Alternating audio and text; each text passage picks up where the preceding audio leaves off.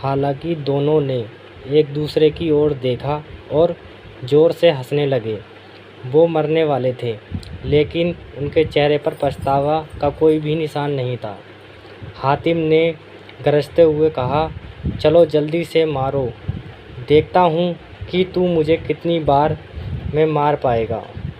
उसके चेहरे पर अहंकारी शब्द सुनकर कालकूट गुस्से में आ गया और उसने अपनी सारी शक्तियाँ हथेली पर भरते हुए हातिम पर बार बार जोर से प्रहार किया। घाटी में पिछले 1 साल से दोनों एक साथ लड़ते हुए अपनी सीमाओं को तोड़ते आ रहे थे, लेकिन 8 के युद्ध सम्राट से लड़ने तो उनके लिए संभव था, लेकिन लेवल 9 युद्ध सम्राट उनके लिए एक चुनौती थी। अधिक से अधिक उसके अलावा उनकी अंदरूनी शक्तियाँ भी लगभग ख़त्म हो चुकी थीं। उसी समय हातिम की पीठ पर ताबूत हाहाकार काँपने लगा। पूरी घाटी में हलचल मच गई। इतनी लड़ाई करने के बाद भी संतुष्ट नहीं हुए, पर अपने हमले को रोक दिया। अरे ये क्या हो रहा है? भूकंप आ गया, क्या मजार है? मैं खड़ा भी नहीं हो पा रहा हूँ। छोड़ो, पहले एक नन्ही सुंदरी को पकड़ लेता हूँ और थोड़ा आनंद उठाता हूँ। हा हा हा। जुड़वा भाइयों ने एक दूसरे की ओर देखा। उनकी आंखों में एक खतरनाक चमक थी और कालकूट ने अपने हथेली को बार बार रोका नहीं। इसके बजाय उसने हातिम को तुरंत मारने की कोशिश भी नहीं की।